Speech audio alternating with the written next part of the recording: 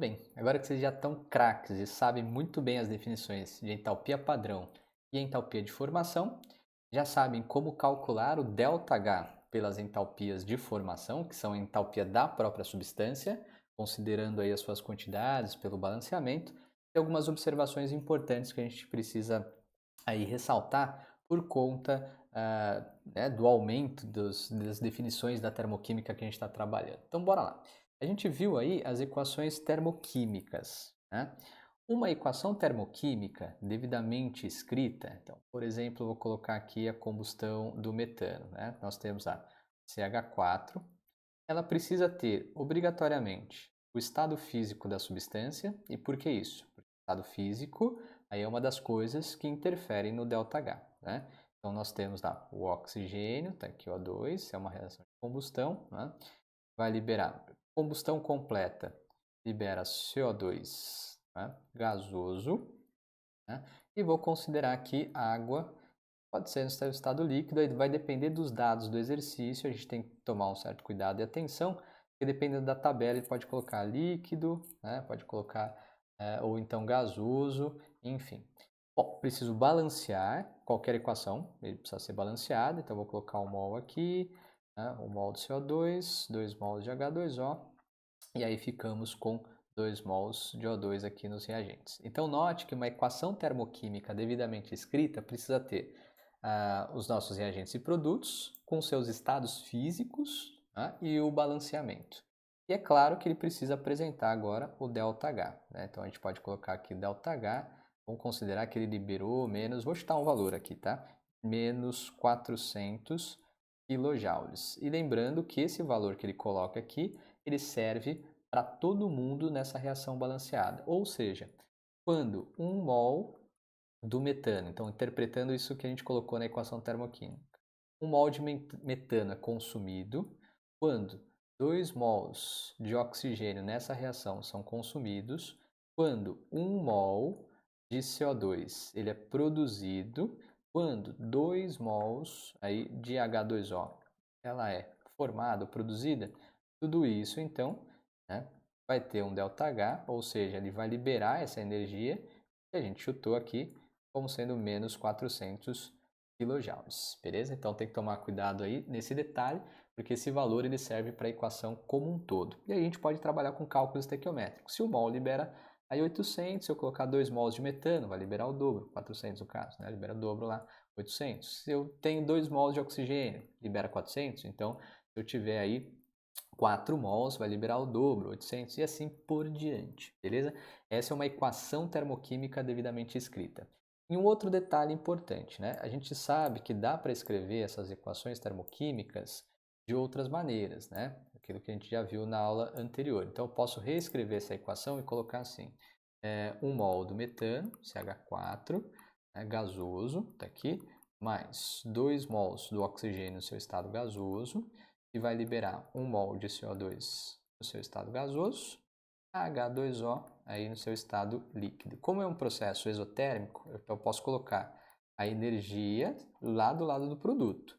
E não se confunda aí de novo, toma cuidado, quem tem sinal é ΔH. Esse sinal aqui, né, do ΔH, ele está falando que é um processo exotérmico. E quando a energia está do lado do produto, está do lado do produto, depois da seta, continua sendo um processo exotérmico, mas às vezes a gente confunde esse mais achando que na verdade é um processo endo. Não, se está do lado do produto a energia na forma de calor, então eu sei que é uma reação exotérmica. Então são essas duas maneiras que a gente tem de escrever uma equação termoquímica. Legal. Outras definições que a gente pode aí observar. Entalpia de combustão, né? Entalpia de combustão vai ser o calor liberado, já que é uma combustão, é sempre um processo exotérmico, né? O calor liberado na queima ou combustão, lembrando que combustão a gente tem como sinônimo queima, né? Na combustão de 1 mol de combustível. Aí a gente tem que lembrar um detalhe. Toda vez que a gente está trabalhando com definição da termoquímica, as definições termoquímicas elas estão sempre baseadas num padrão de 1 mol da substância. Isso que é importante a gente aí observar. E tem um detalhe legal aqui, ó. Se a gente considerar, vamos supor aqui que eu peguei carbono grafite, reagi com 2 mols aliás, desculpa, vou reagir com apenas 1 mol do oxigênio gasoso, tá? E isso daqui vai ser, ou vai dar como produto, 1 mol de CO2 gasoso. Aqui tem um detalhe importante, por quê? Essa mesma equação que você está observando aí, né, eu posso chamá-la de duas maneiras. Isso que é o detalhe que você tem que aí observar bem. Por quê? Você concorda comigo que essa reação, né, é a reação de combustão? Eu posso falar, ó, essa reação que a gente acabou de escrever é a reação de combustão, certo? Mas é combustão de quem? Quem é o combustível que a gente está observando aqui? Combustão do carbono grafite.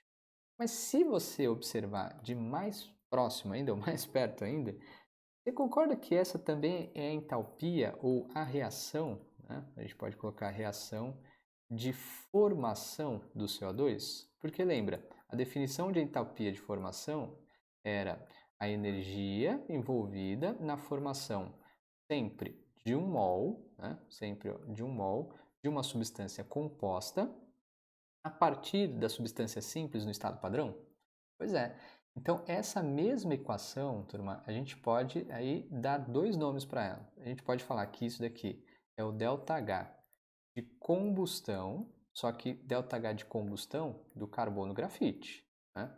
E eu também posso falar que essa mesma equação representa o ΔH de formação aqui, né? Então, formação lá, que a gente tem do nosso CO2. Então, a mesma equação pode representar duas coisas, dependendo daquilo que você chamar a atenção, né?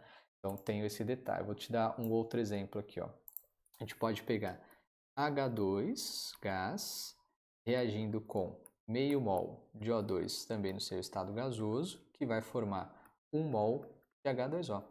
Essa reação eu posso falar tanto que é o ΔH de formação da água, vou colocar aqui água líquida, então da água, né, líquida, e também posso falar que é o ΔH de combustão do gás hidrogênio gasoso, porque o hidrogênio é sim um gás combustível. Então, cuidado que eu posso ter essas duas referências para essa mesma equação, certo? Outro detalhezinho importante que vai ser legal para você matar um exercício da Unesp que tem no seu material de estudos, que é a entalpia de neutralização, tá?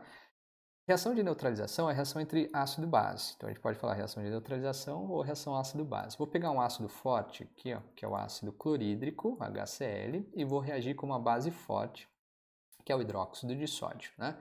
Fazendo a reação uma dupla troca, nós vamos formar como produto cloreto de sódio mais H2O. Bom, como todo ácido que é forte, ele prefere ficar separado. Então, vai separar em H+, e Cl-. Tudo que é forte e solúvel prefere ficar separado. O hidróxido de sódio, como é a base da família 1A, também prefere ficar separado. Então, vou separar aqui em Na+ e OH-. O NaCl é um sal solúvel, então ele também prefere ficar separado. Na+, Cl-. A água, né, que é uma substância molecular, fica juntinha na forma de H2O. Perceba uma coisa, eu posso cancelar alguém dessas equações, né? Eu posso aí, por exemplo, observar o Na+, ele entrou na forma de Na+, e saiu na forma de Na+. Então, eu posso tirar ele da minha equação, ó. Cancelo ele daqui. Perceba que o Cl-, ele entrou na forma de Cl- e saiu igual na forma de Cl-. Então, eu vou também cancelar esses dois Cl's aí da equação.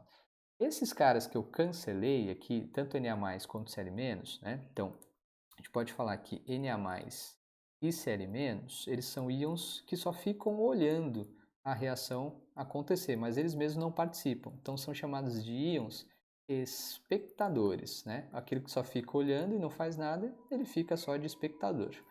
Nós ficamos com a seguinte equação agora, melhor aí representada, tirada ali. A gente pode observar que sobrou antes da seta o H+, né, juntamente com o OH-, formando como produto H2O. Essa reação, efetivamente falando, turma, essa reação é chamada de neutralização, tá? Neutralização. Ou seja, né, quando a gente reage um mol de H+ com um mol de OH-, nós temos a reação de neutralização. Então, um mol desse com um mol daquele, formando um mol de água. E aí, esse valor, né, essa reação é uma reação exotérmica e ela apresenta um ΔH, entalpia aí de neutralização, que é um valor fixo quando 1 mol de H+ reage com 1 mol de OH- para formar 1 mol de H2O, equivalente a menos 57,7 kJ de energia para cada 1 mol aí desses componentes, tá bom? Então, esse exemplo aqui, primeiro, a gente dissociou o NaOH, a gente ionizou, separou os íons do HCl, cancelou aí os espectadores, né, para chegar nessa equação que é chamada de equação na forma iônica, para entender que a neutralização tem sempre esse valor fixo, tá? Essa ideia aqui que vocês estão observando, vocês vão precisar para resolver um exercício que está lá no seu material, que é muito bacana. Beleza? É isso aí, turminha. Espero que vocês tenham gostado, né? Espero que tenham entendido. Qualquer dúvida, a gente conversa. É isso aí, até uma próxima.